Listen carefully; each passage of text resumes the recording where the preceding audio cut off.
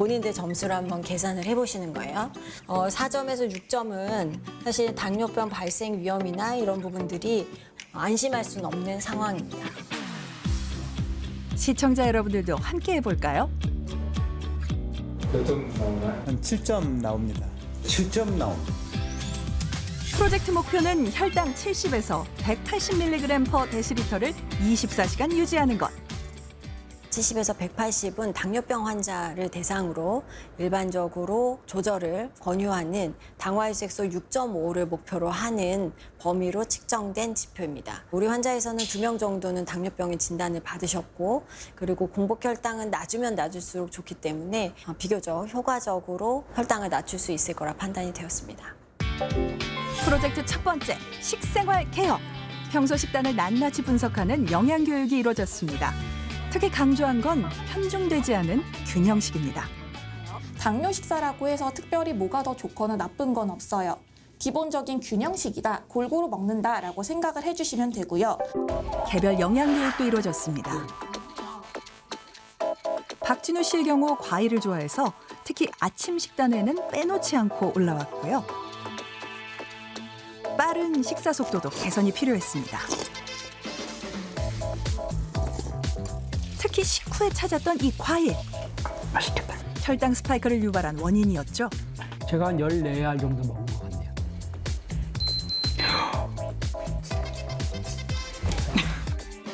빠른 식사와 과일이 고혈당의 주요 원인으로 꼽힌 박진우 씨.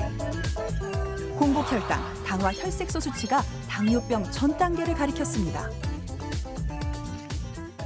가급적이면은 간식으로 과일은 좀 사이드로 빼셨으면 좋겠고요. 기억하기 어려우시면 그냥 내 주먹 하나가 넘어가지 않는 정도로. 이것저것 합쳐서 한 주먹 맞아요. 여러 종류 먹으면 주먹이 한 점. 네. 혹시 채소 종류는 따로 드시는 건 아침에는 없으세요? 채소 종류가 없어요. 보통은 지금 보니까 채소 종류가 조금 부족한 식사가 좀 여러 번 있었어요. 그래서 여기다 샐러드를 곁들여서 드시면 조금 더 골고루 드시는 걸 유지하실 수가 있을 것 같아요.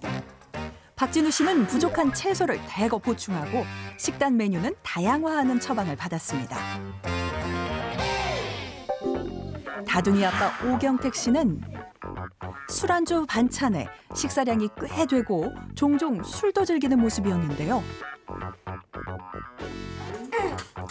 가족들의 식사가 끝나도 마지막까지 식탁에 남아 식사를 이어갔었죠. 가장의 식사는 끝날 때까지 끝난 게 아니었습니다. 배부르다. 급기야 식곤증까지 겪었죠. 앉아면 계속해서 좀 피멍하고 빠른 식사와 끝까지 먹는 습관이 과식으로 이어졌던 오경택 씨. 공복혈당, 당화 혈색소가 당뇨병을 가리켰는데요. 어떤 처방이 이루어졌을까요? 일단 한 번에 적당한 식사 구성으로 보여드리면은 밥 한 공기 기준에서 요만큼 드실 때 어육류차는 2접시에서 3접시까지예요. 기본적으로 100g 이상은 드시게 되는 것 같아요. 그래서 양은 조금 신경을 써서 좀 드셨으면 좋겠고요. 식사량 조절을 위해 정량에 맞춰 식단을 구성할 것. 그리고 금주 처방이 내려졌습니다. 3교대 근무일을 하는 김대호 씨. 점심땐 빵에 더해 건강을 생각해 배즙, 홍삼즙 등을 마시고 과일도 즐겨 먹었는데요. 목이 마른다 싶으면 그냥 이제 즙을 먹어야죠. 3입니다. 무심코 먹는 가운데 당류 섭취는 늘어났고 밀가루는 뭐 전부 다 좋아합니다만은 빵, 떡, 라면, 만두, 국수. 탄수화물 위주의 식사는 과일, 즙 섭취와 합해져 혈당 스파이크를 유발했는데요. 김대호 씨는 모든 검사에서 당뇨병 진단을 받았습니다. 어떤 식단 처방이 이루어졌을까요? 앞으로는 아침, 점심, 저녁 3번 다 곡류, 어육류, 채소는 꼭 같이 들어가 있어야 돼요. 팥빵이나 크림빵처럼 달달한 빵은 설탕이 조금 첨가되어 있다고 생각을 하시면 돼요. 혈당은 혈당대로 올라가고 몸에 필요한 영양소는 부족할 수밖에 없어요. 밥 차려서 드셔야 돼요. 과일은 간식이에요. 네. 그래서 하루에 제가 한 번에서 2번까지는 드시도록 여기 써놨어요. 대표적으로 드셨던 그 연시나 홍시 같은 거는 얘는 안 드셨으면 좋겠어요. 얘는 X해 놓을게요. 많이 드실 거면 차라리 토마토나 방울토마토로 바꿔서 드세요. 혈당을 빠르게 올리는 과일 종류와 빵 섭취가 제한됐고 3대 영양소의 균형과 금주를 권고받았습니다. 참여자 4명은 식단과 식습관 모두를 바로잡는 식생활 지침서를 받았는데요. 앞으로 한 달 동안 이 5가지를 꼭 지켜야 합니다. 여기서 단순당은 뭘 의미하는 걸까요? 단순당은 포도당과 과당으로 이루어진다고 볼 수 있는데요. 과당의 대표적인 것이 액상과당입니다. 액상과당을 포함하는 음료라든지 그리고 또 디저트, 쿠키, 과일 이런 것들을 드시게 되면 혈당을 급속하게 올릴 수 있습니다. 일일 탄수화물 섭취량을 130g으로 정한 이유는 뭘까요? 이 용량은 저희가 일반적으로 성인에서 요구되는 탄수화물의 칼로리를 50에서 55%로 설정을 했을 때보다도 사실은 낮은 수치이기 때문에 혈당을 낮추는 데 효과적이라고 예상을 했습니다. 채소부터 먹기 시작하는 거꾸로 식사법은 혈당 조절에 어떤 영향을 줄까요? 혈당 관리를 위해서는 먹는 순서가 중요합니다. 채소나 어육류 반찬을 먼저 드실 수 있습니다. 이 경우에는 나중에 혈당을 높이는 탄수화물을 드시더라도 어느 정도 그 위가 비어있는 상황이 아니기 때문에 혈당을 급격하게 올리지 않고 완만하게 올리는 그런 특징이 있습니다. 천천히 식사할 때 장점은 뭘까요? 우리가 음식을 충분히 섭취하면 지방 조직에서 렙틴이라는 호르몬이 나옵니다. 어느 정도 포만감을 찾았기 때문에 이제 더 이상 음식을 먹지 말아야지라고 하는 그런 사인을 받게 되는데요. 이 렙틴이 분비되는 데는 약 한 20분 정도가 소요가 됩니다. 식욕 억제 호르몬인 렙틴이 분비되기 전에 식사가 끝난다면 포만감이 덜 느껴지게 됩니다. 결국 충분한 양을 섭취했어도 빵과 같은 음식을 더 먹고 싶어질 수 있죠. 각종 안주를 곁들여 섭취 총량을 늘리는 술은 한 달간 금지입니다. 혈당 관련해선 채소를 먹을 때도 주의할 점이 있습니다. 그래서 식품 교환표를 들여다봤습니다. 똑같이 채소를 드셔도 단호박이라던가 도라지, 연근, 그리고 최근에는 양배추에서도 같은 양을 드셨을 때 탄수화물이 조금 더 많이 들어있다라고 알려져 있어요. 생각보다 탄수화물 양이 많이 들어있기 때문에 혈당을 올라가게 하는 역할을 해요. 우리나라에서는 식품을 영양소가 비슷한 것들끼리 곡류, 어육류, 채소, 과일, 우유, 그리고 지방으로 나눠놨어요. 그래서 여기는 영양 성분이 비슷한 것들끼리 식품군을 나눠 놓은 거고 혈당을 잘 관리하기 위해선 식품군별 음식 종류와 양을 잘 알아야 합니다. 식품 교환표는 6가지 군별로 각 식품의 1단위를 나타내는데요. 같은 군 안에서는 같은 1단위끼리 자유롭게 바꿔 먹을 수 있습니다. 칼로리와 혈당 관리에 도움이 되죠. 식빵 한쪽은 밥 3분의 1 공기로 대신할 수 있고 곶감 반 개는 방울토마토 15개와 맞먹습니다. 그렇게 정해진 하루 권장 칼로리, 참여자마다 다른 이유는 뭘까요? 칼로리 설정은 기초 대사량. 우리가 숨을 쉬거나 호흡을 하거나 움직이지 않고 가만히 있을 때에도 소모하는 칼로리가 되겠고요. 그렇지만 여기에 활동 대사량, 활동 칼로리가 포함이 되어야 되겠습니다. 그래서 하루에 총 필요한 칼로리는 기초 대사량과 활동 칼로리를 고려한 총량이 되겠습니다. 박진우 씨와 오경택 씨는 1일 1,900kcal로 정해졌고요. 과체중인 김대호 씨는 필요 열량과 곡류군 양을 다소 낮췄습니다.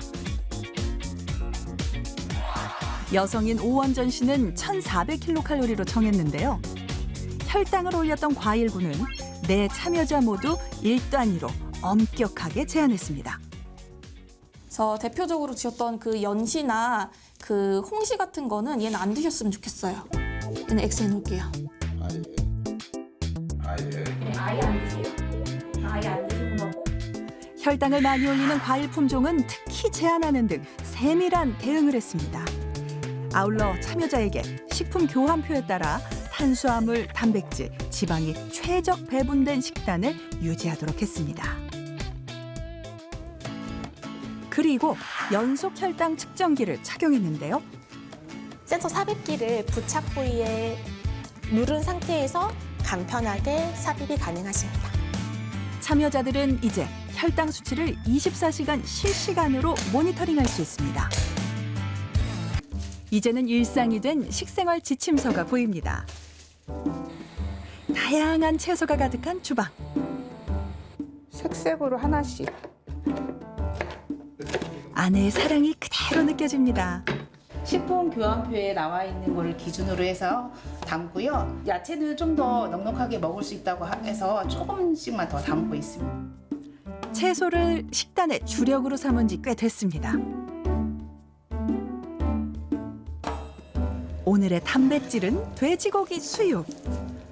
아무리 맛있는 음식이라도 정량은 꼭 지킵니다. 돼지고기 수육은 이 단위를 먹을 수 있어서 어군류는 한 군에 40이라서 이제 오늘은 80g을 주려고 해요. 저희 남편 식단 할 때마다 이걸 보니까 여기가 지금 너덜너덜해졌어요. 하도 봐가지고.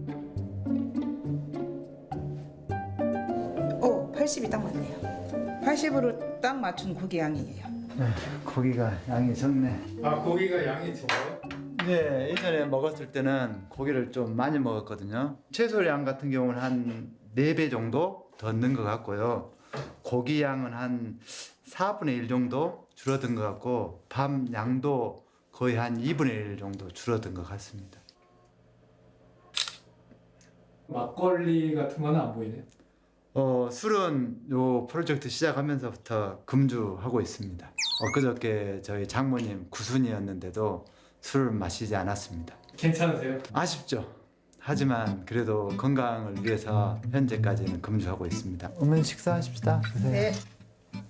가장 먼저 채소를 먹는 오경택 씨. 닭발에 밥을 얹어 먹던 때와는 다른 모습인데요. 이게 비트가 맛이 괜찮아요. 식감이 있어서. 그동안 느끼지 못했던 채소의 매력에도 푹 빠졌습니다. 계속 채소만 드시는 한 채소는 한 5분에서 7분 정도 먹고 그다음에 단백질 먹고 그다음에 탄수화물 먹습니다. 식단의 변화는 그렇죠. 가족 식사의 풍경도 바꿔놨습니다. 닭발을 즐겨 먹던 딸 민서도 아빠와 함께 건강한 식사를 하게 됐습니다. 채소, 수육, 그리고 잡곡밥, 거꾸로 식사법입니다. 식사 시간은요? 지금 23분 12초 걸렸습니다. 갑자기 왜요? 네?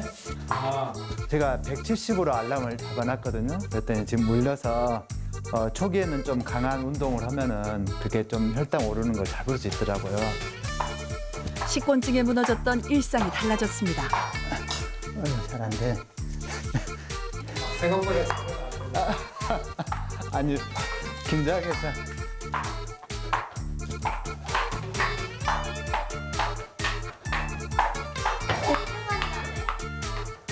좀 있으면 또 내려 가. 그래서 보니까 5분만 넘어가면은 떨어지더라고요. 식후 2시간 혈당 정상 기준은 140mg/dL 미만인데요. 지금 식후 2시간 혈당이 129입니다. 129 이거 이제 유지되는 거고요. 예. 제가 그동안 먹었던 것들이 그대로 혈당으로 반영되다 보니까 조심하고 어떤 예방 조치를 해야겠다 이 생각이 듭니다. 박진우 씨의 식단은 어떻게 변했는지 볼까요? 프로젝트 시작 후 없는 듯 하지만 큰 변화. 충분한 단백질을 챙기고 채소류 반찬이 대폭 늘었습니다. 스톱워치를 켜고 식사를 좀 해보려고 합니다. 샐러드 먼저 먹고 야채부터 먼저 먹어요. 바뀐 식습관은 아내에게도 좋은 에너지를 전파합니다. 저도 이렇게 시작하면 되겠다. 그러면 좀 더 건강하게 먹을 수 있겠다라는 생각이 듭니다. 힘도 오래 걸리고. 거꾸로 식사법을 시작한 뒤 찾아온 긍정적인 변화도 있습니다. 이 아침부터 먹으면 밥 먹는 양이 확실히 줄긴 해요. 드디어 혈당 개선 한 달 프로젝트를 마쳤는데요. 네, 라면입니다. 참여자들은 혈당 낮추기에 성공했을까요? 네, 오셨습니까? 네. 당뇨병 초기를 진단받았던 김대호 씨. 긴장되는 순간 처음에 우리가 139 정도로 당뇨병에 해당하는 공복혈당 수치였습니다. 근데 그 수치가 114로 감소가 되었어요. 이제는 당뇨병 전 단계 수치에 해당이 되겠습니다. 당뇨병 진단 후 운동을 열심히 했던 오경택 씨는 어떨까요? 근육량이 늘고 체지방률은 감소하는 긍정적인 변화가 나타났습니다. 식단 관리뿐만 아니라 운동도 굉장히 열심히 하셨구나라는 것을 이 지표를 보면 확인할 수가 있습니다. 공복 혈당이 153이었던 오경택 씨를 비롯해 4명의 참여자 모두 공복 혈당이 크게 호전됐습니다.